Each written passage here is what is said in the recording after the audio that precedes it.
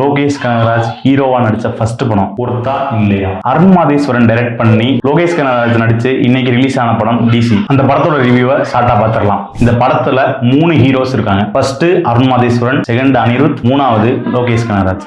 அருண் மாதேஸ்வரன் இதுக்கு முன்னாடி கேப்டன் மில்லர்னு ஒரு படம் எடுத்திருந்தாரு. அந்த படம் நல்லா இருந்தாலும் அந்த படத்தை நிறைய பேர் கொண்டாடல. நான் ஒரு நல்ல படம் கொடுத்து நீங்க கொண்டாடலன்னா அதை விட ஒரு நல்ல படமா எடுப்பேன்னு சொல்லிட்டு எடுத்து காமிச்சிருக்காரு. அந்த படத்தை நல்லா ரைட்டிங் ஒர்க் பண்ணியிருக்காரு. இந்த படத்துல நீங்க எதுவுமே சொல்ல முடியாத அளவுக்கு அவர் கரெக்டா பண்ணியிருக்காரு. அனிருத் அவரை பத்தி பார்த்தோம்னா அவரு ஒரு புது ஜேனரா இறங்கி பண்ணியிருக்காரு. இந்த படத்துக்காக முழு ரத்தத்தையும் அவர் கொட்டிருக்காரு. லோகேஷ் கனகராஜ் நார்மலா டைரக்ட் பண்ணுவாரு. ஆனா இந்த படத்துல ஹீரோவா வாழ்ந்திருக்காரு.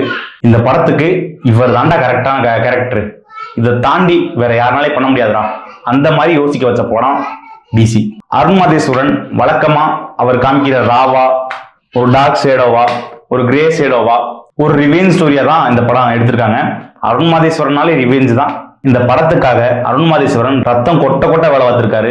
அதனாலேயே படத்துல ஃபுல்லாவே ரத்தம் தான். நீங்க தியேட்டருக்கு போனா ரத்தத்துல குளிச்சுட்டு தான் வெளியே வருவீங்க. அந்த மாதிரி ஒரு படம் இந்த படம். நான் இந்த மாதிரி படம் எல்லாம் விரும்பி பார்ப்பேன்னா கண்டிப்பா இந்த படத்தை போய் பாருங்க. படத்துல முக்கியமா கேமரா ஒர்க்கு, அதை சொல்லியே ஆகணும். இது மாதிரி ஒரு கேமராவோட மூவ்மெண்ட்லயே நம்மள ஒரு பதற வச்ச ஒரு படம்னு டிசி அடிச்சு சொல்லலாம். முதல்ல லோகேஷ் அண்ணாவோட ஆக்டிங் டெபியூட்டும் அருண் மாதேஸ்வரன் அவரோட ஸ்டைல்ல மரணமா எடுத்திருக்காரு இந்த படத்தை. அப்படி பார்க்கும்போது இந்த படம் பக்கா தியேட்டர் எக்ஸ்பீரியன்ஸ் வரக்கூடிய ஒரு படம் தான். இந்த படத்தை நீங்க பார்த்துருந்தீங்கன்னா உங்களோட ரேட்டிங்கை கமெண்ட்ல சொல்லிட்டு போங்க.